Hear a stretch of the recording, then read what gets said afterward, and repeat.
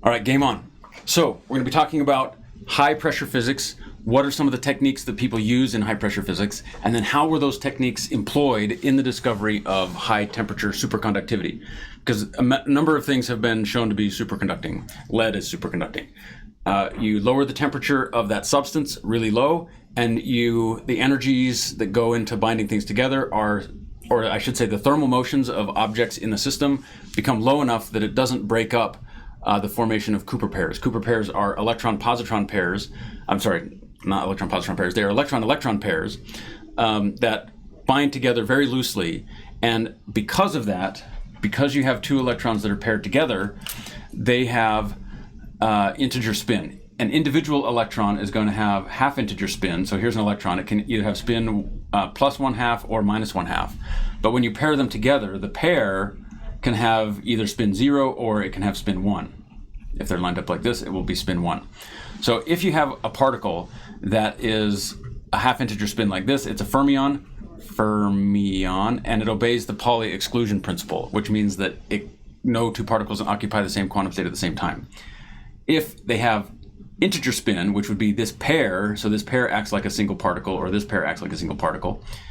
These have integer spin, they're called bosons in that case. Particles that have integer spin are called bosons, and bosons can occupy the same quantum state at the same time. So if you can get two electrons to pair up like this, and that pair can remain stable, meaning that it's not broken up by the random thermal motions of the other material or the other particles like the protons and the nuclei and things like that in the material, then these things can occupy the same quantum state at the same time, which means that they can pass through each other without friction. They don't have to displace each other as they're moving from one place to another. They can pass through each other, and then the electrical resistance drops down. Boson as in Higgs boson, yes. So a boson is any particle that has integer spin. So it can be 0, 1, 2, like a graviton is a spin 2 particle, photon is a spin 1 particle, the Higgs is a spin 0 particle. Or fermions, which most of the fermions that people are familiar with are half integer spin fermions, but you can have 3/2, particles with 3/2 integers, 3/2 spin. For example, if you have a triple of electrons, an electron triplet where they're all bound together somehow, all pointing in the same direction, that would be a spin 3/2 particle. So two entangled fermions have a chance to become a boson with either spin. So they're not entangled, they're coupled. So entangled particles are ones where the quantum properties of one are entangled with the quantum properties of the other. So that'd be like you take a photon, you split it into two photons, and now the quantum numbers of the original photon have to be distributed in some correlated way between the daughter particles. That's not what's going on here. These are two independent particles that are coupled together, and they can become, so they can be, if they anti-align like this, then they're 0 spin. I think this is called like the singlet form, and then this is called the triplet form. Because there's a variety of different superpositions. The triplet form here, meaning that you can have, so the wave function, I guess, of this would be, we have two half integer things. You can have something that looks like this, plus, like that. So that would be this wave function. This notation is the spin, that's the spin in here, and then this is the bracket notation. So this is an angle bracket. Even though it doesn't look like an angle bracket, it looks kind of like a lazy number 2. That is an angle bracket. It looks a little bit like the new Goblin drill on Clash Royale. So you can also have two spins down, so that would be like this. That's a minus sign, right? So that is this pair with the minus signs like that. You can also have the spins being aligned, and you get something that looks like this. You get what's like 1 over root 2 plus minus plus 1 over root 2 plus minus, something like that.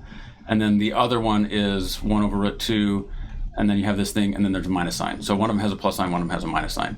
And all four of these, this one is the singlet form, and this is the triplet form. Anyway, so it's some thing that when I teach quantum mechanics next, which isn't scheduled anytime soon, but when I do, then I'll relearn what all this stuff is and actually get it right. But anyway, so that's when you have two particles that are where the spins are lined up like this. Now it's an integer spin, and you can have the projection of that spin can be either +1 if they're both up, -1 if they're both down, and then you can have a 0 projection if it's the combination of up down and down up or something like that. The spin 0 version is when they're anti-aligned. It's only a spin 0 version. That's a spin 0, and in this case, the superposition is going to have a plus sign in between, and in this case, it will have a minus sign in between. So you have like this spin 0 will be 1 over root 2. Pretend that's a root 2. 1 over root 2 of one state, we'll call it phi, plus 1 over root 2 another state, like this. And this version will be 1 over root 2, whatever that one is, minus 1 over root 2 times the other one. So there you go. That is how you can take fermions that otherwise can't have the same quantum state at the same time and pair them together to make them bosons, which have different properties. Now, superconductivity has been known for a while, and what you look for is as you plot the resistance as a function of temperature. So at high temperatures, the resistance goes up because you're trying to move electrons through a substance, but the electrons are bouncing off of the vibrating constituent particles in the crystal lattice that you have. And so the electrons are moving through, but they're bumping into stuff, and the more they bump into stuff, the harder it is for them to drift through it. And so the electrical resistance of that material goes up. As you cool that down, the resistance scales with the energy, the ambient energy, or the ambient thermal motion. So you're going to have this drop in resistance excuse me, as you cool the temperature down. Then once the temperature is low enough to allow these Cooper pairs to form, then the resistance drops precipitously down to 0. Pretend that that's at 0. So here's 0, here's some other resistance. And this threshold, this temperature right here, is called the critical temperature. So it's listed as TC. So different substances have different critical temperatures. Aluminum will have, I think aluminum superconducts. I know lead superconducts. The same thing happens with superfluids. When something becomes a superfluid, it's the same idea where you're pairing up in half integer spin particles into integer particles. So this critical temperature is an important thing. So you can design, not only do you have basic materials that are going to superconduct, but you can also design materials that facilitate the formation of these Cooper pairs and therefore raise the temperature where you get this transition. Now this transition is abrupt, but it's not completely vertical. So there is some slope to it. And in fact, you can exploit that slope by making a type of detector called a transition edge sensor. Transition edge sensor is where you have some object. They use this for like dark matter detectors. So you have some object, you can cut it into whatever shape you want, like a hexagon, even though it's a kind of an ugly hexagon. So you have this detector, and you cool this detector down. You place some electrodes on it, so you have an electrode coming off the top, you have an electrode coming off the bottom, and you basically measure the resistance of that substance. So you're measuring what is the resistance. You park it. I'm going to exaggerate the transition a little bit. You park it right here at the transition edge. So you lower the temperature down right onto the critical temperature. And then what you look for is if there's some particle, like a dark matter particle that comes in. So here's your dark matter particle. It comes in, it's going to hit the detector, and it's going to cause the detector to vibrate. That vibration is going to correspond to the temperature of the object. It's going to slightly raise the temperature of your material. So if you slightly raise the temperature of the material, now all of a sudden your resistance goes up very, very quickly because you've slightly raised the temperature at the edge, at this transition edge. And so you can look for an abrupt change in resistance to electrical current, and that indicates the impact of some third-party particle that's joined in. So that's a transition edge sensor. Is you park it here, and then you look for an abrupt change in resistivity because you've added a little bit of thermal energy from this collision with the nucleus. So these kinds of superconducting things are, you can use them for a variety of reasons.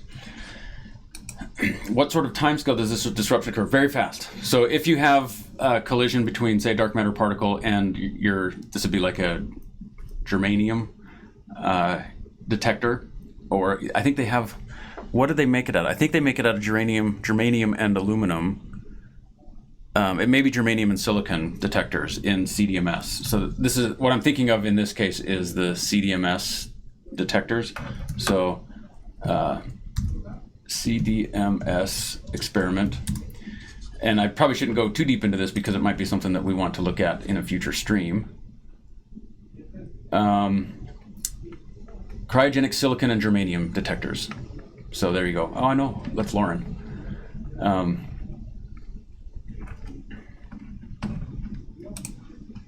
Okay, so that's how those things work. All right. So if you want to save the planet, one of the issues that we have with power distribution today is that there's a lot of loss in our power lines. So you have a power plant right here.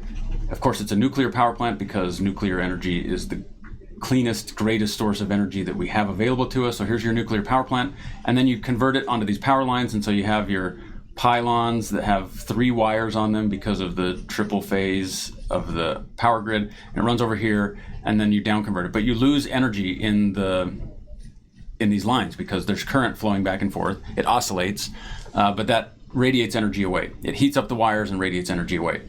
So losses in these power lines is a big deal. 10% of the electricity is a huge amount of electricity. And it depends a little bit on where you live and so forth in terms of how far away you are, how much energy is lost. But it's enough that people notice it. So if you could have these being superconducting wires, so now the resistance goes to 0, then all of a sudden you're instantaneously 10% more, or whatever it happens to be, more efficient at delivering electricity. Another place where high temperature superconductivity could be really useful is in medical imaging. So when you do medical imaging, you have a big donut like this and a bed. So here's the bed that goes into it, and you lay down right here with your broken arm. So here's your broken arm. It's got an extra joint in it that doesn't belong there. And so they move you into this thing. This is a big magnet. So you have a superconducting magnet. You have a lot of current flowing through this. They have to cool down the material that's in these magnets in order to be able to generate the high magnetic field. So you have to have a large current, and it would get boiling hot if it was regular resistive material. So if this was just regular copper wiring, running that much current through there would heat up the environment, and so this would be an oven rather than a room temperature or slightly lower than room temperature medical imaging facility. So you wouldn't want it to be so hot. So you lay this person down who has the extra joint on their arm, you slide them into this thing, and you have cryogenically cooled magnets here that are running a high current so that you get 5 Tesla. I don't know what the electromagnetic fields are, but they're going to be several Tesla in order to get all the spins in your body to align, all the spins of the hydrogen atoms to align in a particular direction to do whatever kind of scanning you're looking at. So a lot of the cost associated with medical imaging is the cost of the refrigeration that it takes to get these magnets cooled down to the 3 Kelvin or something like that it takes to get the wires superconducting. Okay, let's see. Also with the superconductive grid, you could have colder countries like Canada that could connect to renewable energy sources in warmer places around the world. That is true. With a shortage of helium, this would be a great innovation. Yes, because helium is not being stockpiled the way that it was. And so refrigerating things down like this is becoming even more expensive because helium is not being stockpiled. It's just being released. It used to be stockpiled quite a bit, but it is not anymore, at least by the United States of America. Okay, so superconductivity, that's something that we want to have. And over the course of the last several decades, people have been designing molecules such that the molecules will facilitate the formation of Cooper pairs. And some of the ways that they do it, I don't totally understand the physics of how they do it since I just learned about it yesterday. I learned the language yesterday, and so I'm kind of piecing this together. But some of the things that they mention is that the phonons, so that's basically the sound waves that are created. So you have some crystal structure, it forms some sound waves. And I'm wondering if you have these sound waves bouncing around in there, and they might produce pockets where these Cooper pairs can form. Like the sound waves are bouncing, and so maybe there's nodes. You have some long molecule, and as the molecule shakes, it might create nodes that facilitate the formation of Cooper pairs in those nodes. Don't know for sure, but that seems plausible to me. So you have if you have a molecule that shakes, that it bends like this and then it bends like that as it's shaking, it like wiggles, then the place where it doesn't wiggle very much, there's not a lot of thermal motion, and so maybe you can form a Cooper pair there that you wouldn't be able to form otherwise. So that, I don't totally understand the physics of that. I'm sure the physics is fairly straightforward, but I don't know the details of it. But if you look at high temperature superconductors, typically high temperature superconductivity means temperatures above 77 Kelvin, because that's the boiling point of liquid nitrogen. So that's what it says right here. Liquid nitrogen is easy to get, liquid helium is harder to get. And so you're looking for, originally it was looking for superconductors, substances where the superconductivity transition temperature was above the freezing point of nitrogen, because, or like the condensation temperature of nitrogen, because then you can make it fairly easily. So I don't know about Cooper pair formation at node points. That's just my presumption given how the words were used in the sentences that I read yesterday. So now this is different. High temperature superconductivity is different than room temperature superconductivity. So one of them has liquid nitrogen as the threshold. The other one has basically room temperature as the threshold. So you can look at these images here. Critical temperature, so that's the transition temperature to where it becomes superconducting. And then you have 0 to 50 degrees, and then you have 100, 150, 200. So like this first 50 degrees, and then these are all 50 apart. So that's why there's the hatch mark right here. So what do they got? So there's lead, niobium, niobium nitride, whatever V3 silicon is, something like that. Tin right there. Okay, you've got uranium, beryllium. So here's some uranium things, mercury. All of these things are superconducting, and then you get more complicated things. So this is labacuo. So I don't know what, lanthanum, barium, copper oxide, lanthanum, strontium, copper oxide, rubidium, cesium, C60. Wow, C60. So it's like buckyballs embedded in a rubidium cesium matrix. That's kind of weird. I wonder if they're similar in size. If rubidium and C60 are similar in size, because rubidium's a big floppy atom. Anyway, so you have these things, ytterbium, palladium, barium, or boron, that's boron I guess, barium. Anyway, so there's long stuff. Okay, and then this hydrogen sulfide, that's a more recent development. But notice here that the hydrogen sulfide has a temperature. So some of these things, I'm sorry, not a temperature, but a pressure. So some of these things are just ambient pressure. You just make it, and then you build it. You make tantalum, barium, calcium, copper oxide, and then it will superconduct at some temperature, and then here's the year that it was discovered.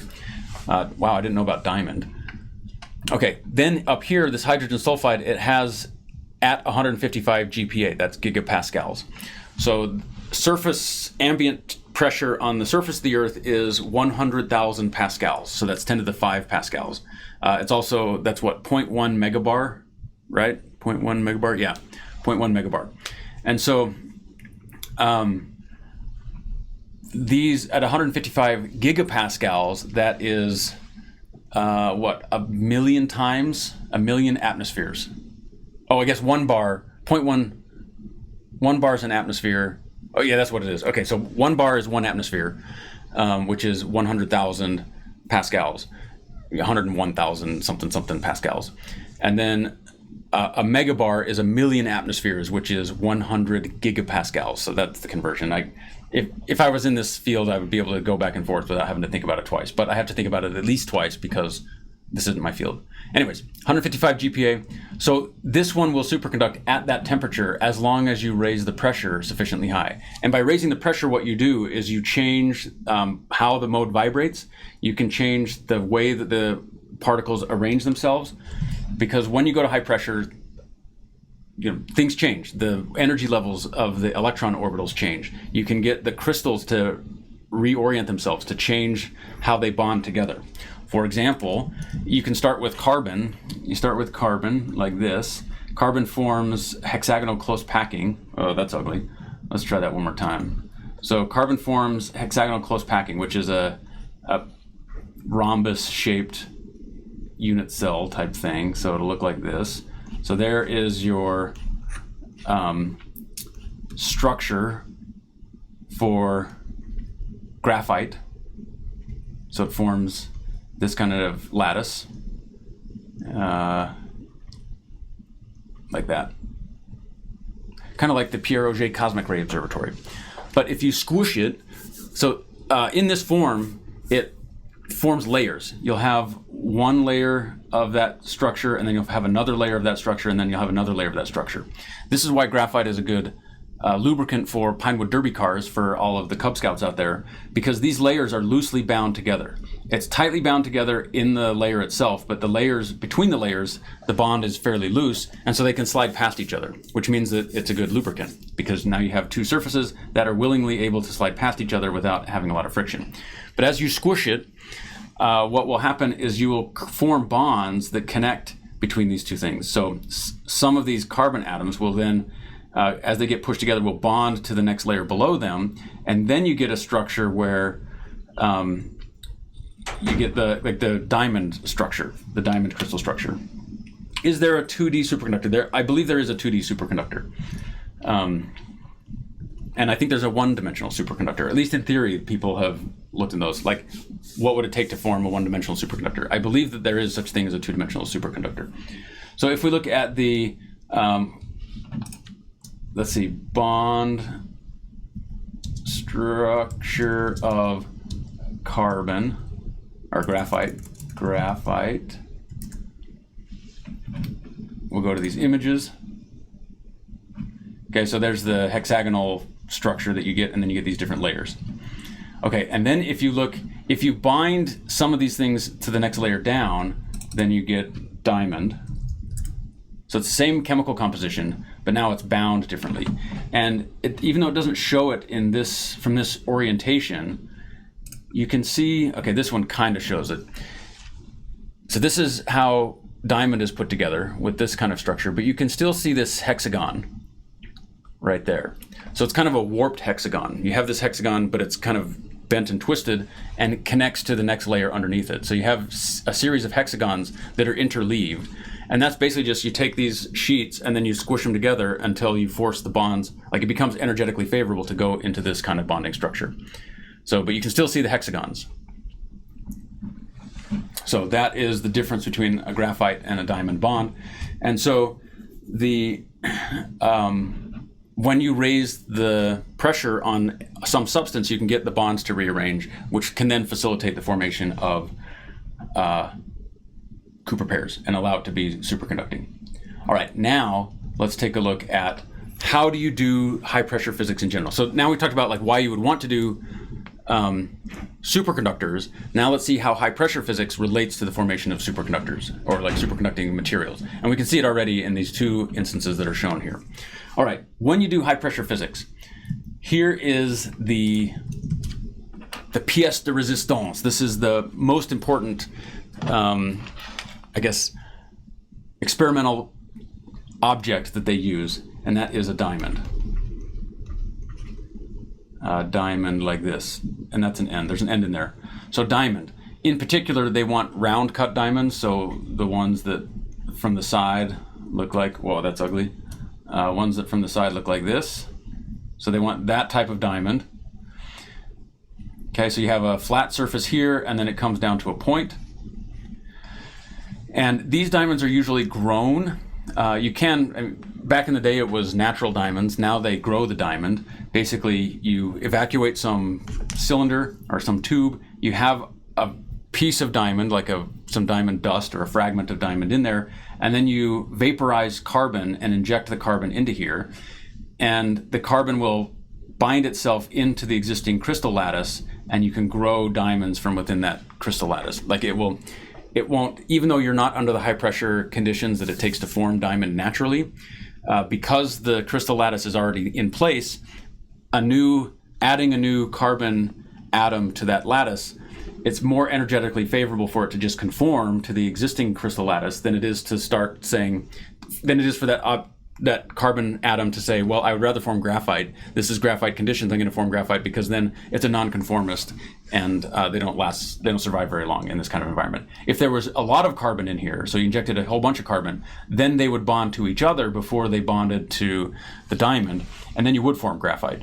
But you have it at low pressure, you inject some carbon at a rate so that it binds, it's going to collide and bind with the diamond kernel rather than binding to the other carbon atoms that are in the chamber. So you can grow these diamonds that way. So these diamonds, they're grown in a laboratory. They're better quality than the diamonds that you can get naturally because they don't have any flaws in them. And this is what you want. The reason you want diamonds is because diamonds are hard. Okay, hardness is the key component. You can do the same kind of physics with like topaz and other gems, and there might be reasons for that, depending upon what it is that you're doing. But diamonds are hard. They're also transparent, and so that's transparent. So they're hard and they're transparent. This is important because it allows you to do diagnostics more readily than what you could do with other gems. So if you did it with topaz, it's still kind of transparent, but it's not nearly as transparent as diamonds are. Okay, so this is when you have these diamonds, so you grow them, and then you cut off the end. Okay, so it comes down here, and then you slice off the end of this, and you form what's called a culet. Culet. And then you have a second diamond that also has a culet, like this. So you have these two diamonds facing each other. Each of these diamonds, the ones that were done in this experiment are like 1/3 of a carat, which isn't a trivial diamond. So it's a couple $1,000, $1,000 a piece, $1,500 a piece to get a diamond made. So you have a pair that's $3,000. And then you slice off the ends, you have a culet. And what you're gonna do then is exert a force on each side of these diamonds. You encase them in a cell called a diamond anvil cell, and you exert a force on the faces of these diamonds, and you push the tips of them together. So now the tips get smushed together. You don't actually want to touch the tips together because then they break. But I'll go into a little bit more detail about what's going on, but you're going to be able to push these things together, and you're going to exert a force on the culet, the substance that you have trapped between the culets. So you put your sample in between these culets, and then you squish it with a diamond pushing on one side and a diamond pushing on the other. These culets are going to be something on the order of like, I think it's like 0.1 millimeter. So let's get an idea of what kinds of pressures we're talking about here. Whoa, that's not what I meant to do. Go away. Okay. So let's say you take a diamond at 0.1 millimeters, so that's 10 to the minus 4 meters. All right, so the surface area of the culet is going to be this squared. It's going to be pi times that squared, but the pi is not important. So that's 10 to the minus 8 meters. Okay, and so let's say that you exert the equivalent, you tighten it on, the diamond anvil cell is going to have some screws on it, and you're going to tighten this thing together. And let's say that you exert just 100 newtons. Okay, 100 newtons is the equivalent of, 25 pounds of force? So 100 newtons and 10 to the minus 8 meters squared, and pressure is force per area. That's 10 to the 2. That is divided by 10 to the 8. 10 to the minus 8 is going to equal 10 to the 10 pascals. 10 to the 10 pascals is 10 GPa. 10 gigapascals. That is 10 gigapascals is some number of newtons. Some number of atmospheres. It's like 100,000 atmospheres. So if you have these two things, you exert 25 pounds of force. 25 pounds of force is not very much, right? You can almost do that. If you can lift 25 pounds with your finger, you can squeeze this thing with 25 pounds of force. And you get the pressure in this region between the culets is going to be 100,000 atmospheres. 100,000 times atmospheric pressure. That is pretty gnarly. Hey, I appreciate that. Thanks for the raid. Okay, so that's what's going on with these diamond anvil cells, and that's why you use these diamonds. Now, some culets you'll make smaller so that you can get to even higher pressures. I think the highest pressures ever achieved with these diamond anvil cells is something like 10. It's like 1 terapascal, so 1 TPa, which is going to be 10 to the 15. 10 to the 15 pascals. So that's pretty high. All right, let's take a look at what these diamond anvil cells look like. Diamond anvil cell. And each laboratory kind of develops their own style of diamond anvil cell. They all basically have the same structure. You have screws, you have a little jig where you place the diamonds. You have them open on either end so that you can shine laser beams and stuff like that through it. I'll go into detail about the gasket and the sample. Like, it has a ruby in here, a sample, a backing plate. The backing plate is just to keep the diamond stable so that you don't shear off an edge. The ruby is in there for a reason that I'll talk about later. The sample is what it is that you're probing. What I wanted to look at is, like, here is a diamond anvil cell. That's what they look like. Let me see if I can find... Well, I'll use diamond anvil cell Salamat Lab. So this is what the diamond anvil cells look like. They're not very big. They're about that big. So they're about the size of maybe a little bit bigger than a $50. And then you can see the diamonds embedded on one side, and then there's... So this is the... I guess I'll pull this up.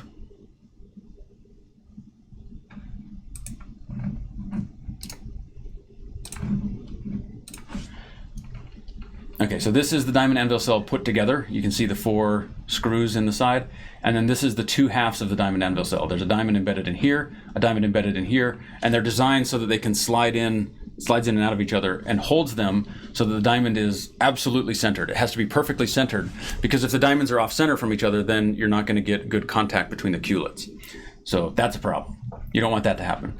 So they're not very big, right? They're just about this big. The diamond is in the center of that. And then you apply the force. Now, on the culet, because you don't want the tips of the diamonds touching each other, because they're going to, if they do touch each other, the force that they experience is enormous, and it tends to break things apart. So you add a gasket in between the culets. So let me go back to this diagram. You have a diamond that looks like this. You have a gasket that you insert in here. Okay, so here's the gasket, comes in like that, and then you have the other diamond coming out this way. So this is a gasket, pretend that it's the same thickness, and then you have the sample that's actually in this little volume that's in between the gasket. So the gasket forms a little donut. The diamond, so there's a hole in the gasket that you have to punch. Usually they do it with like an electric discharge fabrication device. And then you have the diamond culet itself kind of rests on the outside. So you have just this little hole here inside that gasket is where you place the sample. So you'll have the diamond, you have a microscope that you look through, and then you put the gasket on top of the diamond, you put your sample on top of the culet, and then you close the thing around it. Typically what will happen is you'll leave it kind of empty, or you leave it in loose contact, but nothing's perfectly the right shape, right? There's going to be some distortions and stuff like that. So you leave it at kind of room temperature, and then you'll typically fill this sample volume with some type of fluid. Usually not water. Water tends to react with things, but you'll fill it with gas. Maybe you'll put nitrogen in there. What we'll see later on is that they used hydrogen for some of this. So you'll fill it with some kind of pressure conducting medium, which is usually a fluid. Okay, and then you start cranking on it. That way you have a good way of transferring the pressure from the diamond into the substance where your sample is being held. If the sample is just sitting there, say your sample is some kind of weird shape like this, if you're exerting pressure on one side and another, then it's not being pressurized uniformly all the way around. It's being pressurized preferentially in some direction, like along some axis, and you don't want that to happen. So you want to surround it with like a fluid where the pressure is going to be uniform in the fluid, and then as a consequence your sample gets squeezed in all directions uniformly. So that is what's going on. It does look like a bobbin from a sewing machine. It's bigger than a bobbin, because bobbins typically are quite a bit smaller than that. Okay, so the ruby that was shown here, not there, the ruby that was shown in none of these graphs. Okay, I guess I'll pull up in this image as well.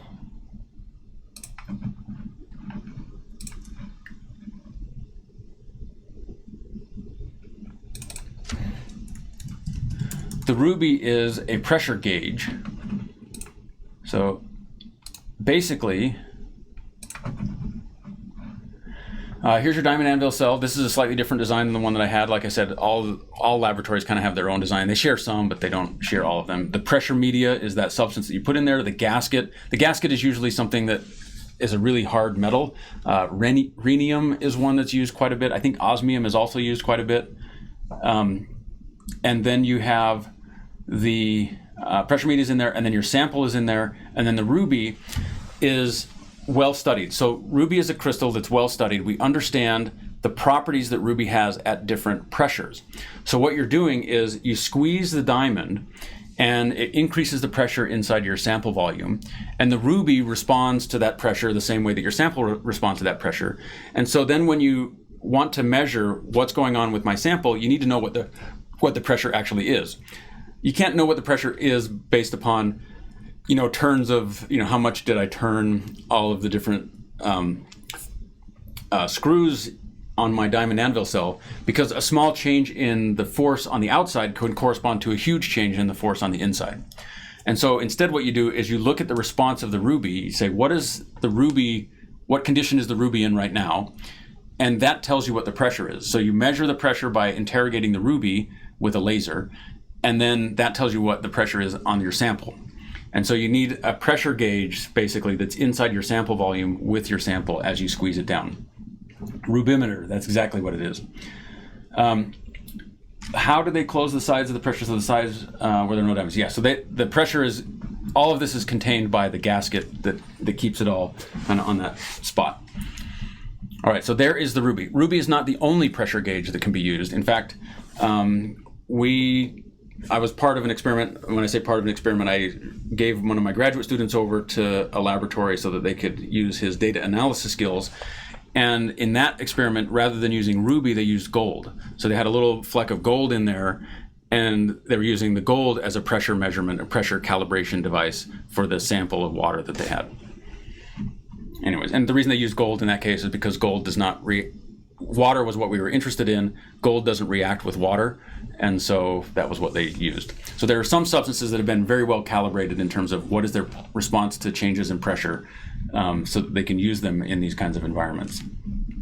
Okay, so and then another reason that you use diamonds is because diamonds are transparent. So you can have a variety of different beams that you feed into your diamond anvil cell, and you can hit your target with it, or you can hit your sample with it. So for example, you could have a laser beam come in and heat your sample up. So you choose a laser frequency that will cause your sample to vibrate, and by causing it to vibrate, you raise its temperature. You can have X-rays or probes that go in. So you can send in, for example, a laser beam that's specifically designed so that if you can force your substance to transition from an insulator to a metal. So insulators can have a variety of colors. They can be transparent, for example. But if it turns into a metal by definition is opaque to visible light. And so you can, as you raise the pressure, your sample might transition from an insulator to a metal because you're rearranging the structure of all of the bonds in the system. And so now all of a sudden the electrons are in the conduction band instead of having a gap between the electrons in the conduction band. So you rearrange, as you compress the substance, you may rearrange where the electron orbitals are, so you change its conducting properties and now it transitions to a metal, at which point it's going to become opaque, and so you can send in a laser beam to see when does it change from being transparent to being opaque. Like when do the optical properties of it change? You can also send in this Raman, infrared Raman signal. So that's an interesting effect that's really useful in all of these kinds of devices. So Raman Spectroscopy. What you do here is, say here's a substance. It's a crystal lattice. It has some ways that it likes to shake. It likes to shake like this. It likes to shake like that. It likes to twist. It likes to shake, rattle, and roll. And so what you'll do is you will send in a laser beam, and that laser beam is going to hit this crystal lattice, and some of the energy from the laser beam coming in is going to be absorbed by that crystal lattice. And so you get a reflected beam that comes off like this that has longer wavelengths. Okay, so there's a long wavelength photon going in and a short wavelength photon short wavelength photon going in, so it has higher energy, and then you have a long wavelength photon coming out, which means it has lower energy. Well, energy is conserved, especially in these kinds of conditions.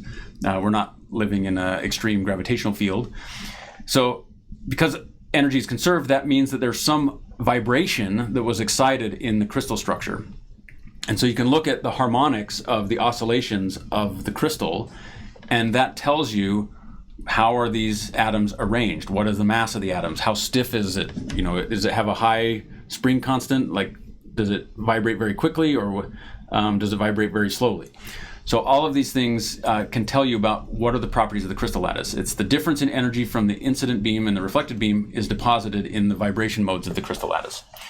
So this is Raman spectroscopy. You can also have a situation where there's already thermal motion in your crystal, and so you could imagine sending in a laser beam of a particular color, and it bounces off there, and it actually gains energy. And when it gains energy, it's by removing energy from the vibration of the crystal and putting it into the energy of the photon that's reflected off the surface. So Raman scattering, or Raman spectroscopy, it's called inelastic, which means that the photons don't just bounce off. Elastic scattering would be photon comes in, bounces off the surface, and comes off with exactly the same energy, exactly the same wavelength, everything. Wavelength and energy are equivalent. Inelastic scattering means that it comes in and there's energy that's either imparted or removed from the crystal, and then as a consequence removed from or imparted onto the reflected photon. So inelastic scattering means that energy is exchanged between the photon and the crystal that you're studying. Elastic scattering would be that the energy is not exchanged between those two substances. So Raman spectroscopy. When you look at a given substance, you'll use Raman spectroscopy to understand how are these things put together. Okay, so we talked about that. X-ray. So Raman scattering can give you some idea of how these things are arranged and what kind of vibration modes they get. Another way that you can tell how the atoms are arranged in your crystal structure is through X-ray diffraction. So that would be like Bragg diffraction. That says Bragg diffraction. In that case, what you have is, here's your crystal lattice. You've got atoms that are spread out like this. And you send in X-rays, and what will happen is the X-ray will come in and bounce off of one layer, and another X-ray will come in and bounce off the layer underneath it.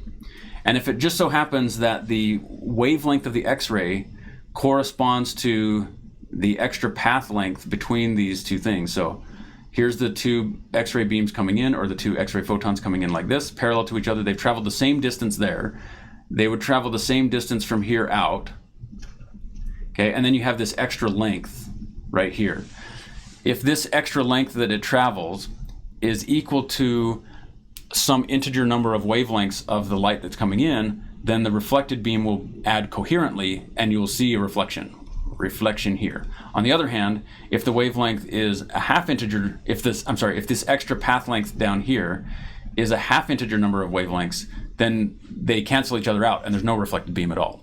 So that's Bragg diffraction. It's kind of thin film interference. It's the same idea as like the optical coating on lenses for glasses and stuff like that, anti-reflective coating. It's the same physics in principle, except that instead of it reflecting off of a layer of something, you're reflecting off of layers of atoms. And the typical separation between atoms are going to be separations. So what are you looking at? A typical atom size is like 10 to the minus 10 meters. And so you need to get down, you want wavelengths that are similar to that, similar to 10 to the minus 10 meters. If you hit it with wavelengths that are too long, then you don't get any information, right? You want to interrogate a crystal lattice with wavelengths of light that are similar to the spacing in the crystal lattice. So you can't just use long wavelength photons. They won't produce this effect. You have to have short enough wavelengths so that you can actually tell if it's an integer or half integer multiple. And so you're looking at 10 to the minus 10 meters, which is what, 0.1 nanometers? And that is in the X-ray. So visible light ends at 100 nanometer or like 300 nanometers. So this is, you have to go past ultraviolet into the X-rays in order to be able to see this kind of diffraction pattern. So ask me that question about gravity in high gravitational fields in a little bit, and I can get to it. All right, let's see. So we've got that established. Now, if I look at Bragg diffraction, there's two different ways that Bragg diffraction can happen. Bragg diffraction. Okay, so that's the picture that I just showed. And it's not showing, they're not doing any images of actual Bragg diffraction. So they're just doing physics of how it shows up. All right, so we'll just go with X-ray diffraction. X-ray diffraction pattern. This is what I'm talking about. Okay, so, or one of these, like this. So all of these spots correspond to, you have a beam of X-rays coming in, hitting your sample, and then you're getting these diffraction patterns as the X-rays bounce off of the different layers. Now there are, it's not just these layers that matter. So for example, suppose you have your crystal structure like this, just like I drew. But this is not the only plane that you can interrogate, right? You can also have this plane. And the spacing between these planes, like this, is different. Like this is a larger spacing than this spacing here. Okay, you can also have this plane that cuts across like that. And those ones are going to be even closer together. Okay, so there's different, even though you have a regular lattice and you might think, oh, well, this is like a rectangular grid, and so this is the spacing that I care about. You can have other planes and get Bragg diffraction off of different planes that have different spacings. And so those different spacings are going to reflect different wavelengths, or they're going to reflect at different angles. That's another way to do it, is if you have a given wavelength of light, excuse me, and here's your separation, maybe coming in at this angle, you get the thing cancels, and so you don't get Bragg diffraction. So if you come in at that kind of angle, but if you come in at a steeper angle like this, okay, then this path length difference here does correspond to a bright spot. So you get a bright spot there. So coming in at a different angle can produce the Bragg diffraction pattern that you're looking for, or hitting the crystal lattice along a different plane is another way of doing it. And so this pattern that you see here is a combination of both of those. There's different planes from different orientations of the crystal lattice, and there's different angles that the light is coming in and hitting it. And because it's a regular pattern, because the crystal lattice is a regular pattern, you get a regular diffraction pattern like this, meaning that it's got some recognizable pattern to it. Now, not all substances are conducive to this. Some substances are kind of amorphous and they mush around. Or when you squeeze on it, maybe your culettes aren't perfectly flat, and so you get extra pressure on one side and not on the other side, and so you get a distortion in your crystal pattern. And one of the ways that you can deal with that kind of distortion, so you can see on this one, for example, this pattern, that some of these are not perfectly circular. So the fact that it's kind of elliptical here or elliptical there, that implies that there's some distortion to the crystal that's causing the spot to, instead of being a circle, is now an ellipse. So you can get around that by taking your crystal, whoops, that's not what I meant to do. Taking your crystal and smashing it up. So instead of having one single block of crystals, you break it up into a whole bunch of spots, and now you have, or fragments, now you have a powder. Okay, so here's your powder. You take your crystal thing, you smash it up, here's your powder.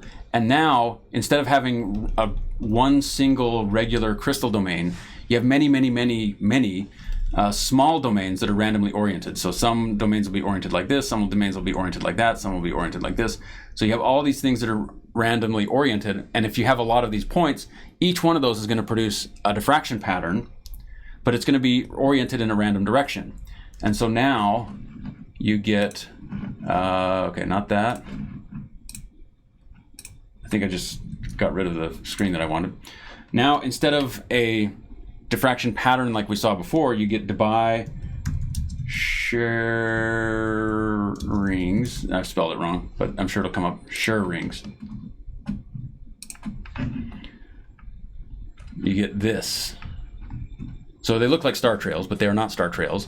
They are rings that form because now it's a given angle that will produce the diffraction spot.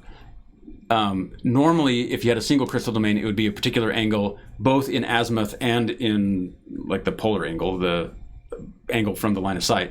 But now that you've got a pattern where all these things are randomly oriented, now it's just the angle relative to the line of sight, and you have all of the angles that correspond to whatever it was that I said. Okay, so here, for example, this is another powdered diffraction spot. This compared to what I showed earlier, which was X-ray diffraction pattern. So here's an X-ray diffraction pattern. If you were to pulverize this or have a powder of this, then you would basically take that image and then rotate it.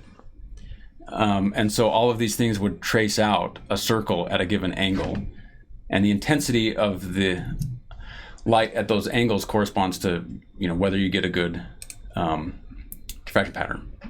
So these are Debye-Scherr rings. This is what you get when you have a granular crystal lattice, or when you have a powder instead of a single crystal. So then what you do is you analyze the data from the center, like from the line of sight along this edge, and you map out the spectrum, and that spectrum was shown here. So here's the spectrum that you get. And these numbers that are on here, let me open this up.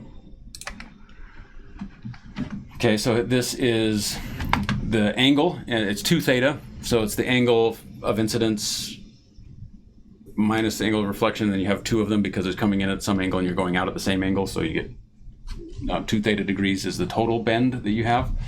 So this is the intensity. And then AU is probably arbitrary units. And then you can see the 111. So that is what plane are you slicing through your crystal lattice. You have a crystal lattice. You have a lot of ways that you can slice it up. This is the 111. This is the 200 direction. So it's twice the spacing in one direction and not in the other direction. So these numbers basically define what's the normal to the plane. And so you see these bright peaks that correspond to different planes in the crystal lattice. And this way you can get what is the spacing of the crystal lattice, and how close together are they, and how is it arranged. So this X-ray stuff combined with Raman gives you a good way of characterizing what's going on in your sample at any time. Okay, so let us now take a look at this, because we're kind of running out of time. Take a look at the high temperature superconductivity measurement, the room temperature superconductivity measurement. So these are the techniques that they used to do it. And now they just need to have a substance that they're going to use. Right? What kind of substance are they going to put in this? And they want to add pressure. The reason that they want to do it in this fashion is because pressure is just an issue about squeezing the crystal to get the electronic orbitals, the electronic structure to conform to some pattern that you want to have. So let's say that you have some crystal lattice and here's all the particles in it, and the electrons like to buzz around in these bands like this. And if you raise the pressure, then all of a sudden, some magic happens and you get like special unicorn band. So here's the unicorn band of electron conduction. There's the horn on the unicorn. And so you want this thing to appear, and it appears at high pressure, for example. So then what you can do is, let's pretend that this is stephanonium, UNLVinium, californium, berkelium, something like that. So you have some long crystals, some long chemical molecules that make up your substance. So, and then under high pressure, this substance is going to create the unicorn band where you can form these Cooper pairs or whatever it happens to be that you're looking for. Maybe it's a metallic transition or something like that. So what you can do is, at ambient pressure and temperature, instead of saying, I'm going to change the electron band structure by exerting a pressure on it, instead what you do is you dope it. And so you say, I'm going to add a new element in here. So here's my basic crystal lattice, and now I'm going to add into it texicinium. So texicinium is a big element. So you have regular kind of small elements that are in here forming your crystal lattice, and now you have texicinium, and you're going to add texicinium in here, and it's going to come in and pick up a spot that's like this big. Okay, and as a consequence, it's going to exert a pressure an equivalent of a pressure on the surrounding material, and maybe you can cause it to create this unicorn band if you can distort the crystal lattice by doping it appropriately, and as a consequence changing the electronic structure. So you can say, well, this doesn't have, I'm going to add something in here that exerts a pressure or a strain on the exterior crystal lattice, and that causes a distortion that mimics having the pure substance under high pressure. And then magic unicorn conduction band will appear, and the properties that I want to have in my substance I can reproduce by adding this stuff in. Where can you buy SUCB? That's a good question. There might be a market for it. You'd have to look it up and see. Maybe you can get it on eBay. Okay, so that's kind of the idea, is when someone does these experiments at high pressure, so for example, what we saw here, this hydrogen sulfide at 155 GPa, you could imagine making a hydrogen sulfide compound and then doping it with, what would you dope it with? For example, if I go to P table, so sulfur is right here, sulfur's right there. So you could imagine having hydrogen sulfide and then doping it with selenium, and then the selenium would displace the sulfur, but the selenium is bigger, or tellurium, or that was almost like Texasinurium. So it would fit into the crystal lattice, but it would have, these are bigger molecules, and so it would introduce a strain that is similar to the strain that's introduced when you raise it, or when you increase the pressure on the thing. So that's what would happen in these kinds of situations.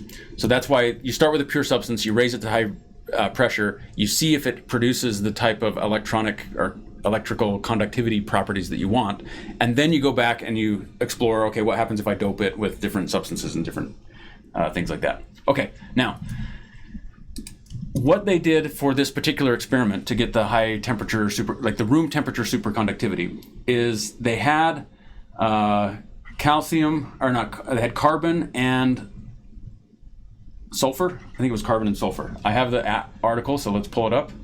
Article is here. Carbonaceous sulfur hydride. Let me see, I can move this even a little further over so that it's even more amazinger when we get to the figures. So this carbonaceous sulfur hydride. So carbon and sulfur is what they start with. And the problem is, this carbon comes in like graphite form, sulfur comes in sulfur powder form, and it comes in chunks that are too big to fit in the diamond anvil cell. And in particular, they don't mix well in the diamond anvil cell. So the first thing they did is they took carbon and sulfur and they put it in a ball mill. So that's basically a cylinder where there's a bunch of steel balls in it. Okay, and then they take their stuff, they take the carbon, they put it in here, they take this sulfur and they put it in there, and then they just turn it over and over and over. It's like putting it in a dryer with a bunch of rocks.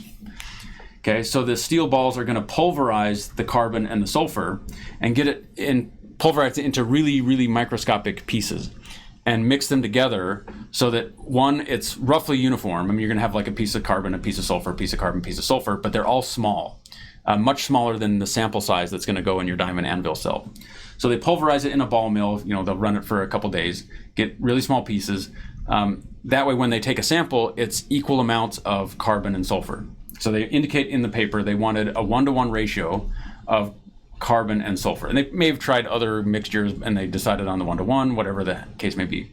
So now they have their diamonds. Here's their diamonds, like this.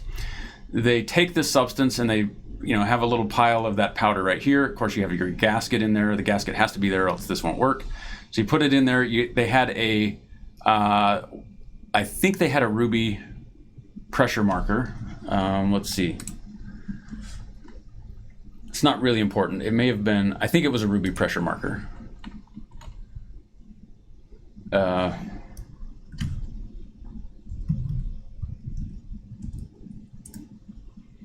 It's not, okay, so it's not obviously showing up.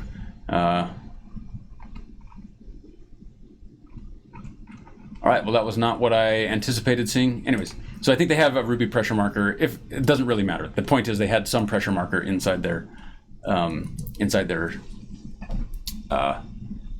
sample volume. So the pressure marker's in there, and then what they did is they took it into a gas loader.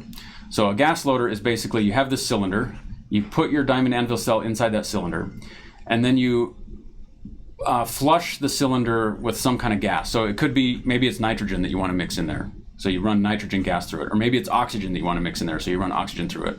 In this case, it was hydrogen that they ran through it. So they ran hydrogen gas through here to push out all the stuff that they don't want. Then they seal it up, put in, and then fill it with hydrogen. So they flush it out first, then they fill it with hydrogen, and then they crank on this and raise the pressure inside this chamber.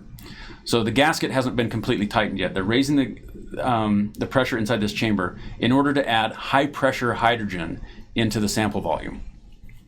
So you want to start with high pressure because you're starting with a gas. If it was a fluid, then the fluid's already basically at high pressure, and when you squeeze it, the fluid isn't going to compress very much. The problem is if your pressure conducting medium, like the substance, the fluid that you have in there to, I didn't mean to say fluid before, I meant to say liquid before.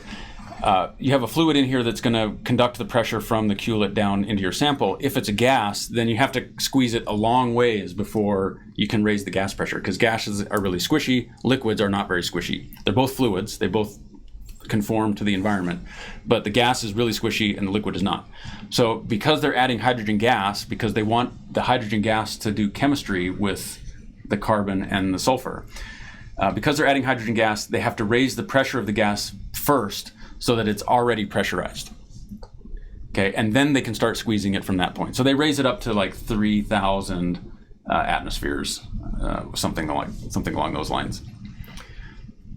And they're going up to 1 million atmospheres. So they raised it, to 0.1% of where they were headed.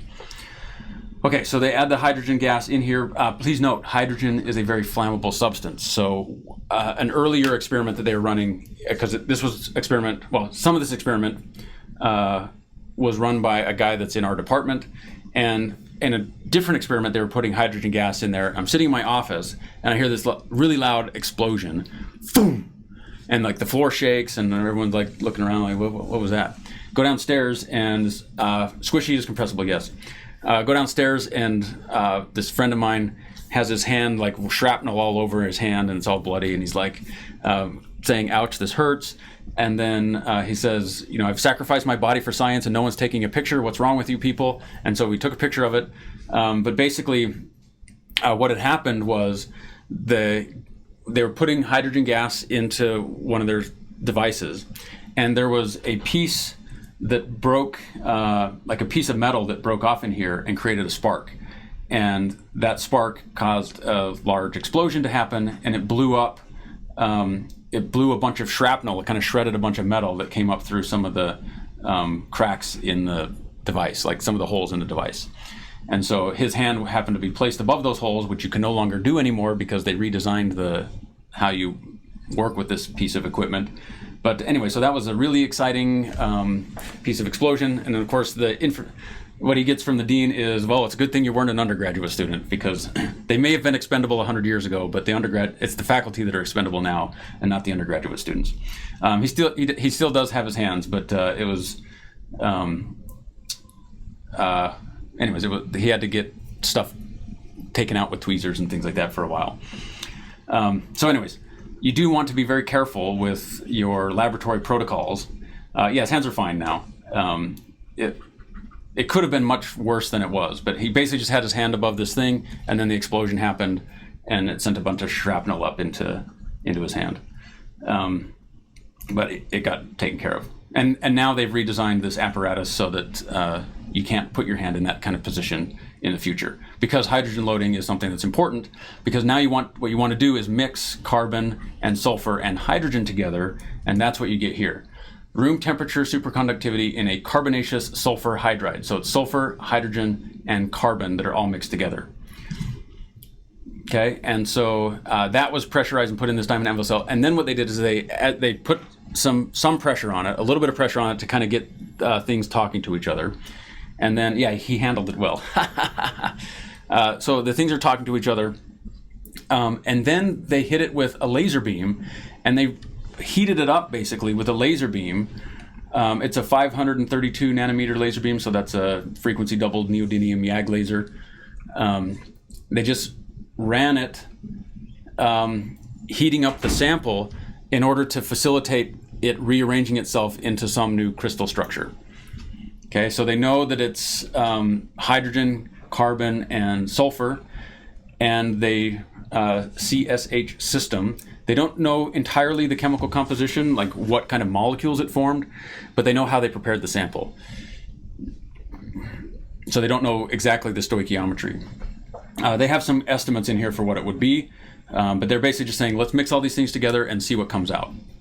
Okay, so then they start making measurements of the conductivity properties at different pressures. So they raise the pressure in the diamond anvil cell, and they have these electrodes. So zooming in, let me zoom in a bit further. Zooming in, how do I zoom in? I'm supposed to be able to zoom in. We'll just wait for my computer to get around to letting me zoom in on it. So they have these electrodes in there that they can use to measure the conductivity of the sample that they have in there. So they raise the pressure, and then they lower the temperature in their, in their cavity, lower the temperature where the diamond anvil cell is located, and they look for a transition in the resistivity. So this is what I showed you before. So this is the resistance, or resistivity in ohms on the vertical axis, and this is temperature on the horizontal axis. So at 174 GPa, just so you're aware, 300 GPa, so this is around 300 GPa, that's the center of the Earth. The center of the Earth is at about 300 GPa. So 174 GPa is probably at the pressures near the core mantle boundary or near the border between the liquid and the solid inner core of the Earth.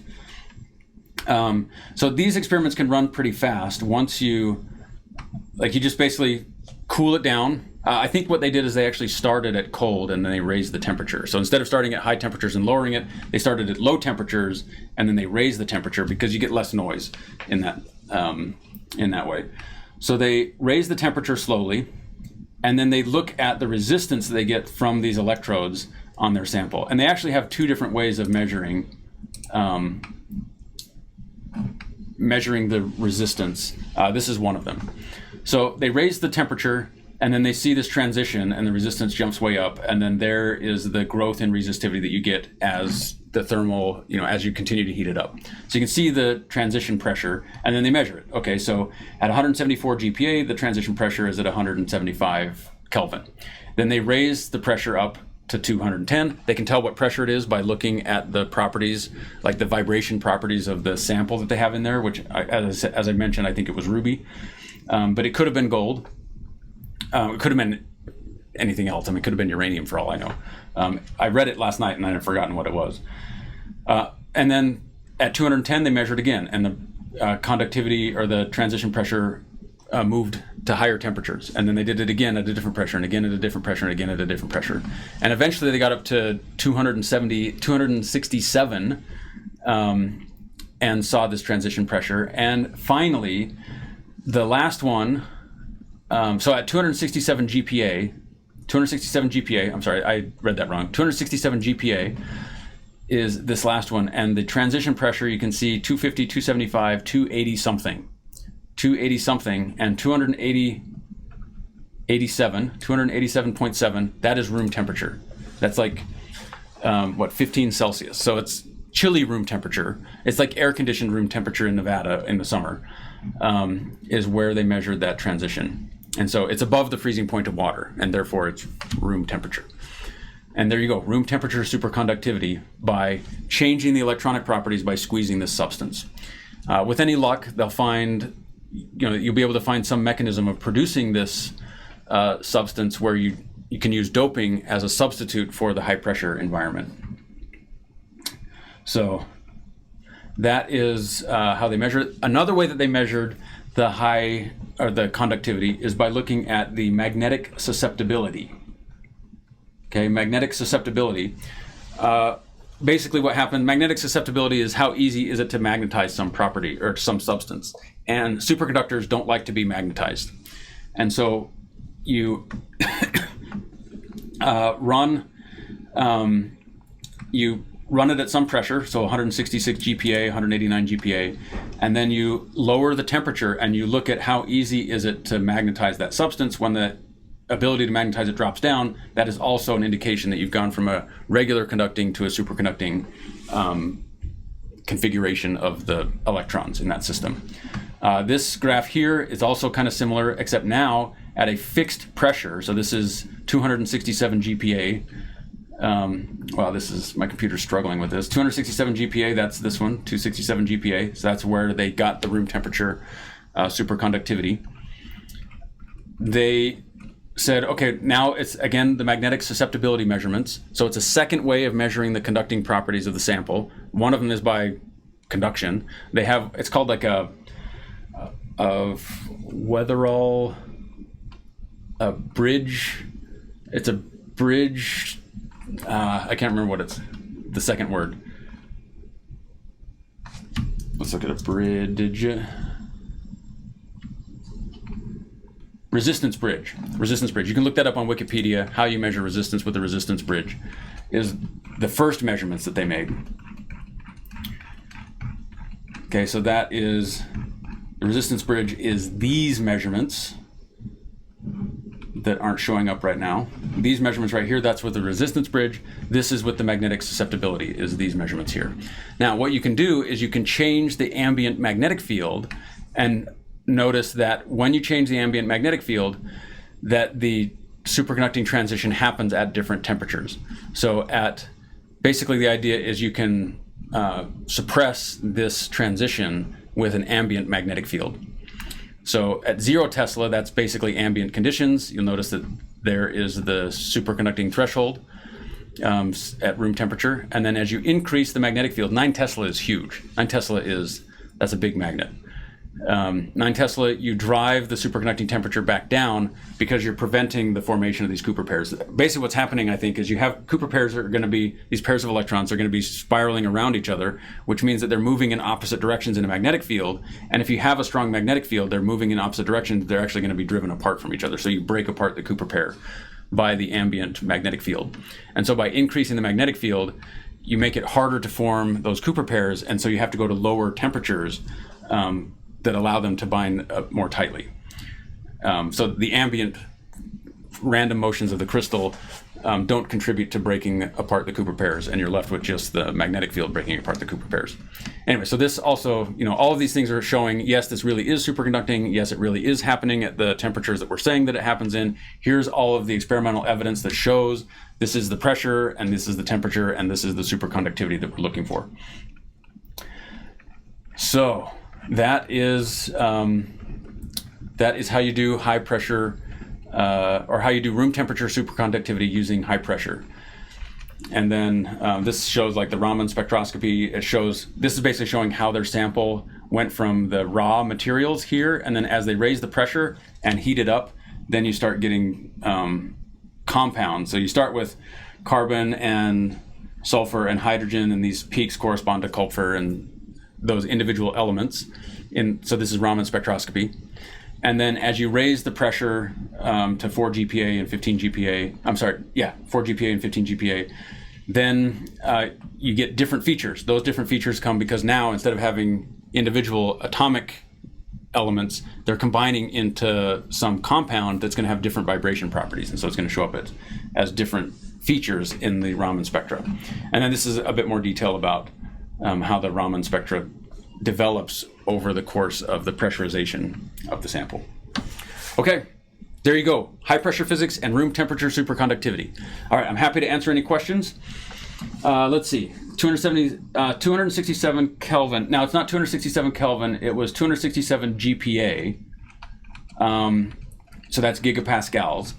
And it was 287 Kelvin. So 300 Kelvin is real room temperature. 287 Kelvin is like, 55 degrees or something like that. So it's 267 GPa, and the transition temperature is at 287 Kelvin. The title of this is Carbonaceous something's room temperature superconductivity.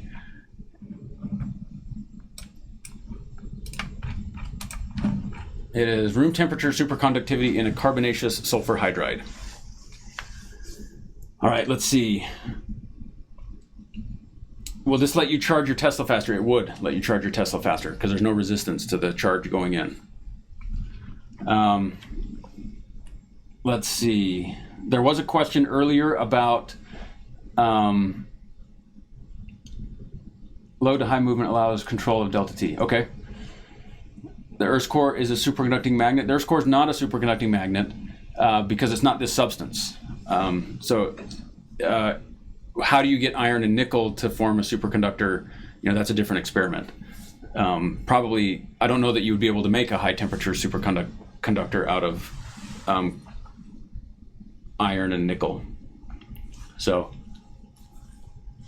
okay, let's see. So the Earth's core is a regular conducting magnet, but in this case, the pressure that they're raising this carbonaceous sulfur hydride is similar to the pressures that exist in the core of the Earth. How long does it take to do this experiment? I mentioned it's not very long to do this kind of experiment. Well, okay, so they probably ran this over the course of a year, maybe 2 years. But running like one of those tracks of data like this is probably a shift, right? That's probably 8 hours to do that, and then another 8 hours. So it's days of data taking, maybe a couple weeks of data taking, and then sample preparation and data analysis and all that, and then writing it up and then saying, oh, we screwed this up, let's go back and do it again. That all takes a year. But in terms of like raw data and how long it took them to do it, it's probably weeks to month, maybe a month worth of data that they took.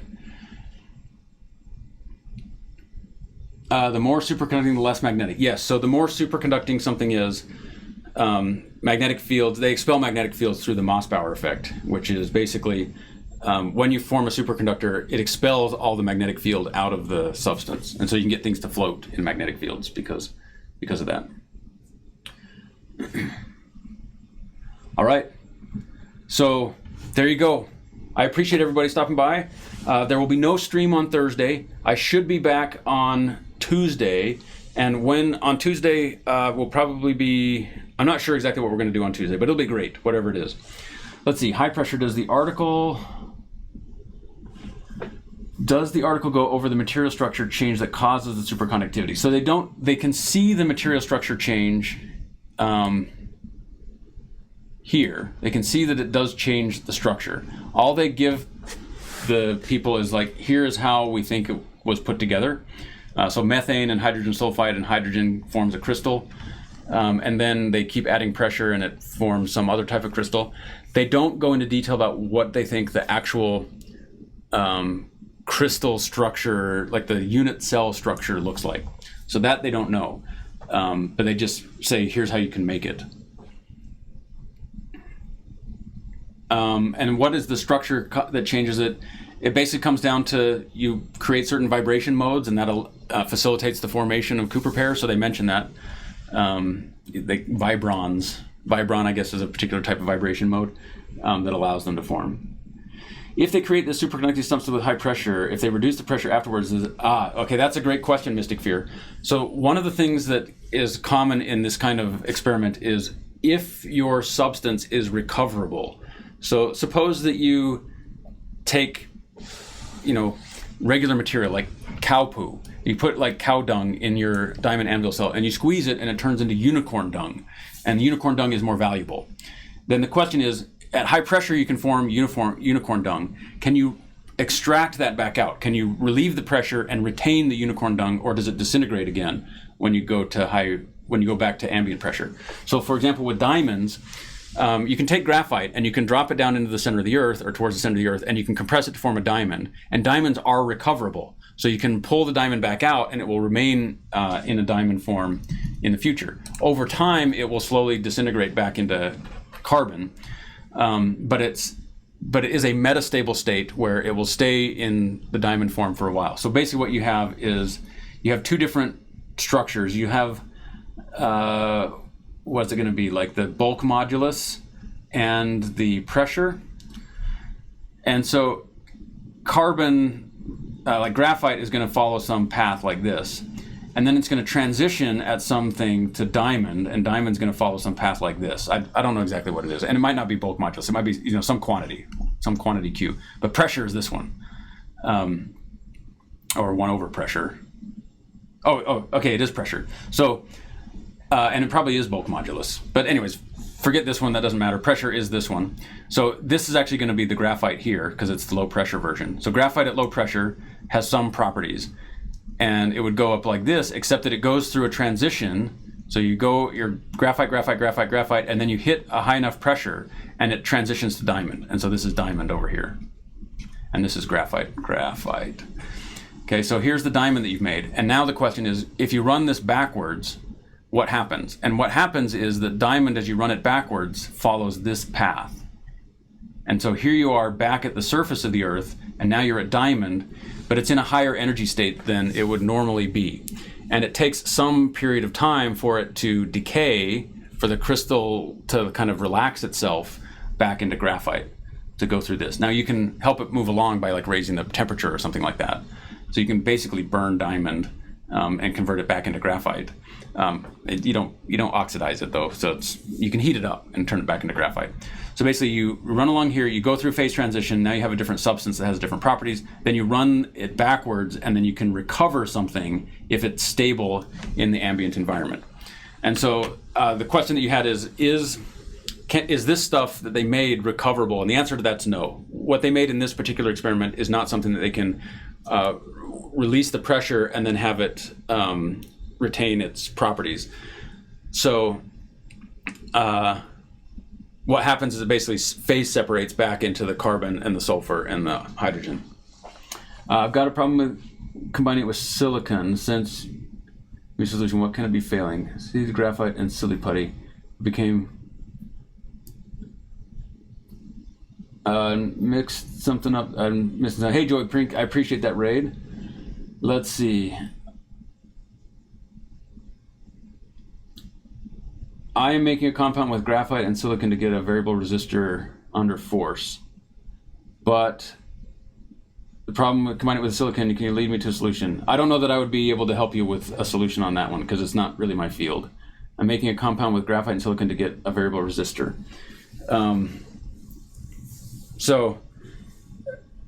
Yeah, I don't know that I'd be able to help you there. The ball, you could maybe freeze everything and then ball mill it and see what comes out. But I don't know how to do some of those kinds of things. The diamond, yeah, diamonds are not forever. Diamonds are for, it's actually a common thing to calculate in thermal physics is what's the lifetime of diamond. And you get like millions of years or billions of years. So it lasts for a very long time, but it doesn't last forever. All right, I appreciate that raid, Joey, and everyone. Unfortunately, I do need to take off, so I can't stick around. But my name, for those who are new, my name is Jason Steffen. I'm a physics professor at the University of Nevada, Las Vegas. We just finished talking about high temperature superconductivity, in particular room temperature superconductivity and high pressure physics.